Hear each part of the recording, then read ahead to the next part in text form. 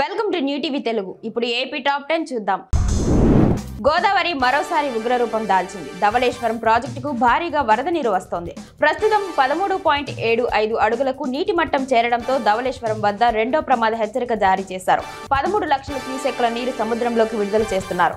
దీంతో నదీ పరివాహక ప్రాంతాల్లో ప్రజలు అప్రమత్తంగా ఉండాలని అధికారులు హెచ్చరించారు. గణేష్ నిమజ్జనాలను రానున్న 48 గంటలు గోదావరి నది తీరాల్లో నిర్వహించవద్దని వారు సూచించారు. మంత్రాలయం నియోజకవర్గం టీడీపీ ఇన్ఛార్జ్ రాఘవేంద్ర రెడ్డి ఆదేశాల మేరకు బసలదొడ్డి, కంబదహాల్ గ్రామాల్లో వరద బాధితుల కోసం సీఎం సహాయ నిధికి టీడీపీ మండల అధ్యక్షులు ఈరన్న ఆధ్వర్యంలో విరాళాలను సేకరించారు. ఇందులో టీడీపీ నాయకులు హనుమయ్య, బొంపల్లి సత్యనారాయణ, భీమయ్య, మల్లేష్, యోహానా, మునెప్ప, ఎన్టీఆర్ అభిమానులు రామిరెడ్డి, జన సైనికులు భీమయ్య, తిక్కన్న, ఆంజనేయులు పాల్గొన్నారు. రాజమండ్రిలోని సీతంపేటలో ఉన్న శ్రీ టెక్నాలజీ ఇన్స్టిట్యూట్లో నిర్వహిస్తున్న ప్రధానమంత్రి విశ్వకర్మ యోజనలో శిక్షణ తరగతులను ఓబీసీ మోర్చా రాష్ట్ర అధ్యక్షులు రొంగుల గోపి శ్రీనివాస్, ఉపాధ్యక్షులు Kuraganti Satish, rural co convener Yanapu Yesu పరిశీలించారు. ఈ సందర్భంగా వారు మాట్లాడుతూ చేతి వృత్తులను నమ్ముకొని జీవిస్తున్న కుటుంబాలకు విశ్వకర్మ యోజన ఒక ఆసరాగా నిలుస్తుందని పేర్కొన్నారు.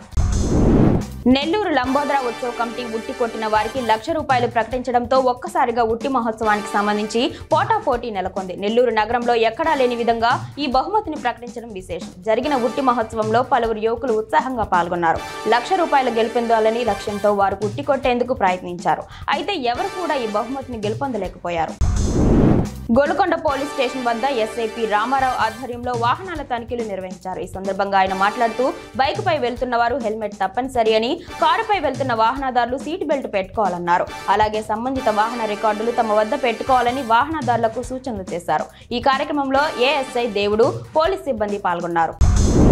పెందుర్తి మండలం నర్వ గ్రామంలో ప్రాథమిక ఆరోగ్య కేంద్రాన్ని ఎమ్మెల్యే పంచకర్ల రమేష్ బాబు తనిఖీ చేశారు. రికార్డులను పరిశీలించారు. అందుబాటులో ఉన్న మందుల వివరాలను తెలుసుకున్నారు. డయాబెటీస్ రోగులకు పరీక్షలు నిర్వహించేందుకు ఉదయం వేళ వైద్య సిబ్బంది అందుబాటులో ఉండాలని సూచించారు. ఆసుపత్రిలో మౌలిక సదుపాయాల కల్పనకు చర్యలు తీసుకుంటామని ఆయన తెలిపారు. ప్రకాశం బ్యారేజ్లో బోట్ల తొలగింపు పనులను రాష్ట్ర జలవనరుల శాఖ మంత్రి నిమ్మల రామానాయుడు పరిశీలించారు. ఈ సందర్భంగా ఆయన మాట్లాడుతూ బోట్ల వెలికితీతకు అధికారులు, బేకం సంస్థ సర్వ ప్రయత్నాలు చేస్తున్నా ఆటంకాలు ఎదురవుతున్నాయన్నారు. బోట్లు ఒక్కొక్కటిగా కాకుండా 3 బోట్లు కలిపి లింక్ ఉండడంతో వెలికి తీయడంలో సమస్యలు వస్తున్నాయని మంత్రి రామానాయుడు తెలిపారు. పల్నాడు జిల్లాలో అక్రమంగా తరలిస్తున్న లారీ రేషన్ బియ్యాన్ని రెవెన్యూ, సివిల్ సప్లై అధికారులు స్వాధీనం చేసుకున్నారు. తిమ్మాపురం పరిధిలో కేవీఆర్ ట్రేడర్స్ వద్ద రేషన్ బియ్యం రవాణా జరుగుతుందని అధికారులకు సమాచారం అందింది. ఈ నేపథ్యంలో ఎడ్లపాడు తహసీల్దార్, రెవెన్యూ, సివిల్ సప్లై సిబ్బంది మిల్లులో తనిఖీలు చేశారు. ఓ లారీలో 282 బస్తాల రేషన్ బియ్యం, గన్ని గోతాలు 2250 సీజ్ చేశారు. నర్సీపట్నం ఇందిరా కూరగాయల మార్కెట్ పరిస్థితి అధ్వానంగా మారింది. ఇక్కడ చెత్త నిల్వలు అధికంగా పేరుకుపోవడంతో దుర్వాసన వెదజల్లుతుంది. ఆ చెత్త కుప్పలపై పశువులు సైతం సంచరిస్తున్నాయి. మార్కెట్లో నెలకొన్న అపరిశుభ్రత వాతావరణం కారణంగా ప్రజలు ఇక్కడికి రావడమే మానేశారు. ఒకవేళ వచ్చినా ముక్కు మూసుకొని వస్తున్నామన్నారు. ఇప్పటికైనా మార్కెట్ను శుభ్రం చేయించాలని కోరుతున్నారు. మేజర్ డ్రైన్ల ప్రక్షాళనకు ఆక్వా రైతులు సహకరించాలని ఎంపీ పుట్ట మహేష్ కుమార్ యాదవ్, ఎమ్మెల్యే డాక్టర్ కామినేని శ్రీనివాస్ పిలుపునిచ్చారు. మండలంలోని తాడినాడు గ్రామంలో చేపల రైతుల సంఘం నాయకులతో వారు సమీక్ష సమావేశం నిర్వహించారు. డ్రైన్లలో గుర్రపు డెక్క, తూడు మేట వేసి నీటి ప్రవాహానికి విఘాతం కలగడంతో నియోజకవర్గంలోని పల్లపు ప్రాంతాలు నీటా మునిగాయన్నారు.